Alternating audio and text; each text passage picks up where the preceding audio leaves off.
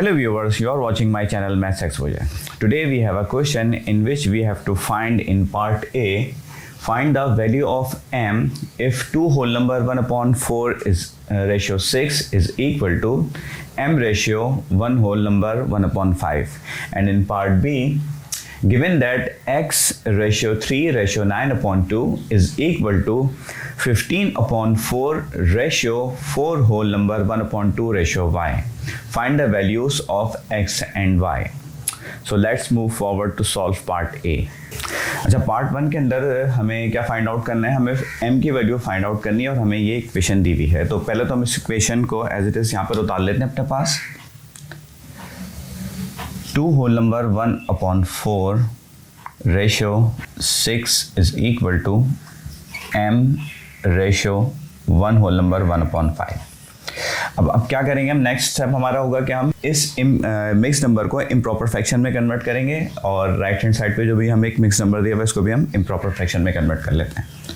तो वो किस तरह करते हैं हम, 4 2 ज़ा 8 प्लस 1 9 अपॉन 4 आ जाएगा. ये ratio 6 is equal to m ratio, और ये क्या हो जाएगा 5 1 ज़ा 5 प्लस 1 6 अपॉन 5. अब हमें पता है कि जब हमें कोई रेशियोज दिए हुए हों लेफ्ट हैंड साइड और राइट हैंड साइड पे, अगर उसमें एक अननोन वैल्यू हो तो हमारे पास हम किस तरह करते हैं उसको फाइंड आउट के प्रोडक्ट, हमारे पे एक फार्मूला होता है product of means is equal to product of extremes. Means क्या होती है, सेकंड एंड थर्ड पोजीशन को मीन्स कहते हैं and first and fourth position को हमारी एक्सट्रीम कहलाती हैं. ये तो इन दोनों का प्रोडक्ट जो होता है वो इक्वल होता है.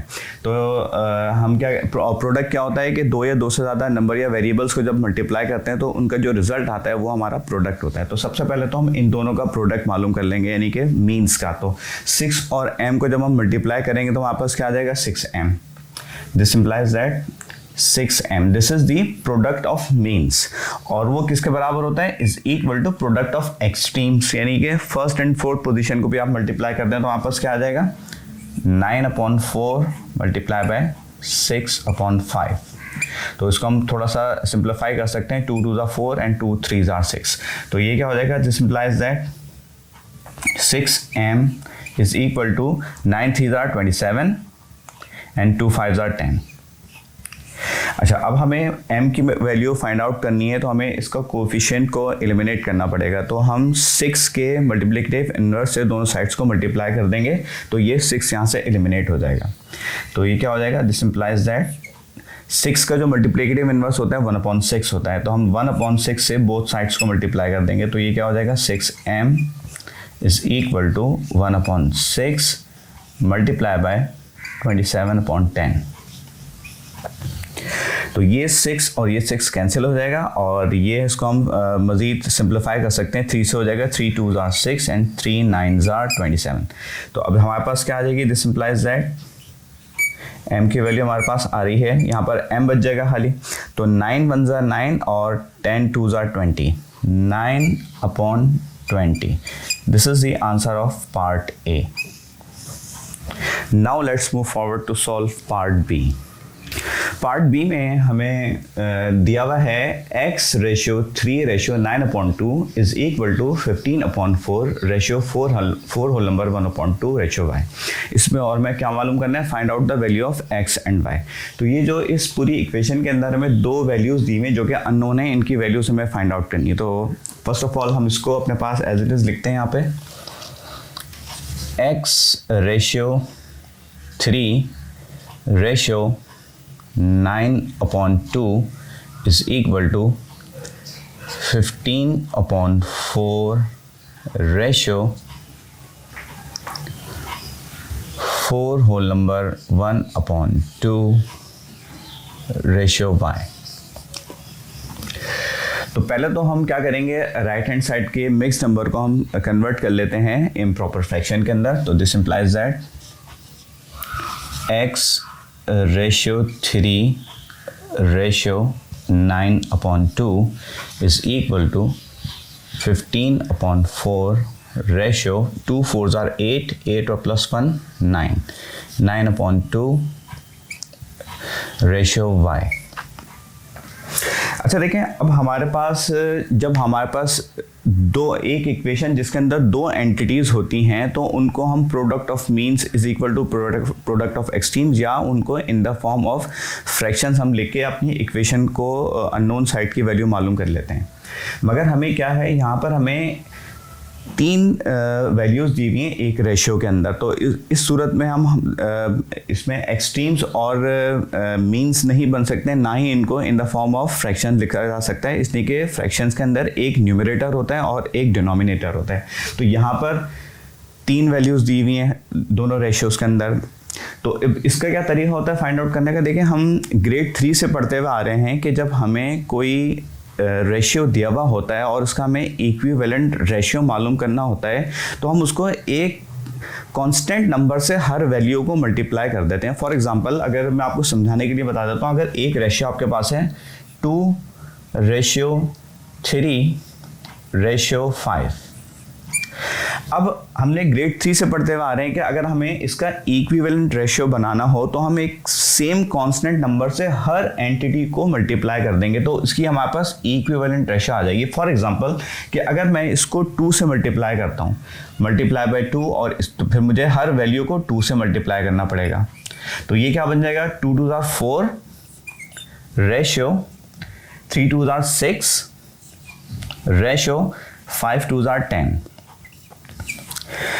अब हमें फ़र्ज़ करें कि अगर हमें ये, तो अभी मैंने आपको करके दिखाया है कि मैंने 2 से मल्टीप्लाई किया है। तो अगर फ़र्ज़ करें हमें ये निकालना हो कि हमें ये चीज़ नहीं पता और हमें देखना हो कि ये जो इक्विवेलेंट रेशियो बनी है तो वो किस तरीके से बनी है, किस नंबर से मल्टीप्लाई होकर आई है, तो हम क्या करते हैं कि जो पहली क्वांटिटी होती है उसको पहली क्वांटिटी प्रीवियस रेशियो की पहली क्वांटिटी से डिवाइड कर देते हैं। हम इसमें जो हमारा जो ऑर्डर होता है वो मोस्ट इम्पॉर्टेंट होता है कि हम पहली वैल्यू को पहली वैल्यू से डिवाइड कर देंगे, यानी कि इक्विवेलेंट फ्रैक्शन की पहली वैल्यू को प्रीवियस फ्रैक्शन की और प्रीवियस रेशियो की पहली वैल्यू से डिवाइड करेंगे। ऐसा नहीं करेंगे कि हम सेकंड को फर्स्ट से डिवाइड कर दें, इस तरीके से नहीं होता। सिमिलरली हम इस तरह भी कर सकते हैं कि सेकंड वैल्यू को सेकंड से डिवाइड कर दें या थर्ड वैल्यू को थर्ड से डिवाइड कर दें। तो हम देख लेते हैं, अगर फर्स्ट करें 6 सेकंड वैल्यू है, सेकंड वैल्यू को इसकी सेकंड वैल्यू से डिवाइड कर दूंगा, क्या आएगा हमारे पास? 3×2=6।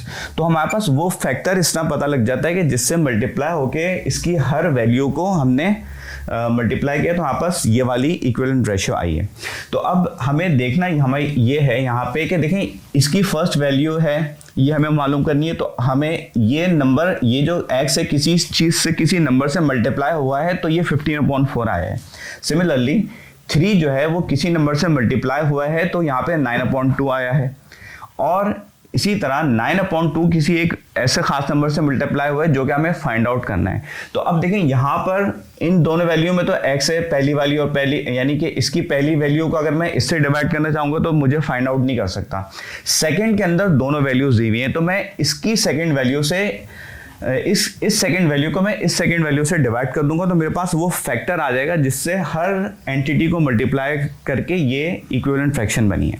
तो अब हम क्या करेंगे, हम सेकंड वैल्यू को, जो इक्विवेलेंट रेशियो है उसकी सेकंड वैल्यू को फर्स्ट रेशियो की सेकंड वैल्यू से डिवाइड कर देंगे तो हमारे पास वो फैक्टर आ जाएगा जिससे हर वैल्यू को मल्टीप्लाई करके ये इक्विवेलेंट रेशियो बनी हुई है। तो हम क्या करेंगे, 9/2 डिवाइडेड बाय 3, और इसको हम किस तरह लिख सकते हैं, 9/2 मल्टीप्लाई बाय 1/3। ठीक है, तो 3 1 3, 3 3 9, तो ये क्या हो गया 3/2। तो ये 3/2 वो फैक्टर है जिससे अगर मैं हर वैल्यू को मल्टीप्लाई कर दूंगा तो मेरे पास इनकी वैल्यूज आ जाएंगी। तो अब हमें क्या पता है कि हमें एक तो x की वैल्यू मालूम करना है, तो हमें पता है कॉरिस्पॉन्डिंग वैल्यूज क्या होती हैं, फर्स्ट से कॉरिस्पॉन्ड करता है, सेकंड से, एंड थर्ड से करता है।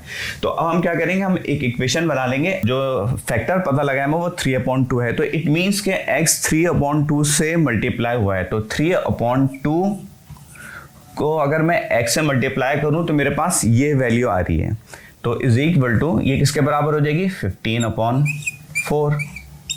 तो अब हम क्या करेंगे, इनको क्रॉस मल्टीप्लाई कर लेंगे, तो ये क्या हो जाएगा, 4 3 12x हो जाएगा ये, this implies that is equal to, और 2 को 15 से मल्टीप्लाई करते हैं तो वापस 30 आता है। ठीक है, अब हम बोथ साइड्स को हम 12 से डिवाइड कर देंगे। This implies that 12x divided by 12 is equal to 30 divided by 12। तो ये 12 से 12 कैंसिल हो गया और हमारे पास ये 6 से डिवाइड हो जाएगा। 6 2s are and 6 5s are. तो x की वैल्यू हमारे पास यहाँ पे क्या आ रही है, x इज इक्वल टू 5/2 और उसको अगर हम इम्प्रॉपर मिक्स नंबर में कन्वर्ट कर देंगे हमारे पास क्या आ जाएगा, this implies that x is equal to 2 whole number 1/2। ये तो हमने x की वैल्यू फाइंड आउट कर ली है। अब हम सिमिलरली y की वैल्यू भी फाइंड आउट कर सकते हैं। तो थर्ड वैल्यू जो बराबर होगी वो किसके बराबर होगी, y के बराबर। इट मीन्स के 9/2 को हम पहले 3/2 से मल्टीप्लाई, जो कि हमारा कॉमन फैक्टर है, तो 9/2 को हम 3/2 से मल्टीप्लाई करेंगे तो वो किसके बराबर आ जाएगा, y के बराबर आ जाएगा। तो इसको हम इस तरह सॉल्व कर सकते हैं यहाँ पे कि अगर मैं 3/2 से मल्टीप्लाई कर दूँ 9/2 को, तो this is the third value जो कि कॉरेस्पॉन्ड करी होगी थर्ड से, तो थर्ड में y आ जाएगा जो इज इक्वल टू क्या आ जाएगा, y। तो ये क्या हो जाएगा हमारे पास, 3 9s are 27, this implies that 27 और upon 2 2s are 4 is equal to y। और इस तरह मैं किस तरह लिख सकता हूँ, और y इज इक्वल टू 27/4। तो अब हम इसको डिवाइड कर देंगे, हमारे पास ये मिक्स नंबर में आ जाएगा। This implies that y is equal to 4 6 are यानी कि 6 होल नंबर, 4 6 आर 24 होते हैं, रिमेनिंग कितने बचे 3 और डिवाइड हमने किससे किया था 4 से। This is the answer of part B. यानी कि x की वैल्यू हमारे पास क्या आ गई, 2 होल नंबर 1/2 और y की वैल्यू आ गई हमारे पास 6 होल नंबर 3/4। उम्मीद करता हूँ ये वीडियो आपको पसंद आई होगी, तो प्लीज़ इस वीडियो को लाइक कीजिएगा और अगर अब तक आपने मेरे चैनल को सब्सक्राइब नहीं किया है तो प्लीज़ सब्सक्राइब कीजिए और बेल आइकन के बटन को जरूर प्रेस कीजिएगा, क्योंकि जब भी मैं कोई नई वीडियो अपलोड करूँगा तो आपको उसका नोटिफिकेशन मिल जाएगा। Thank you.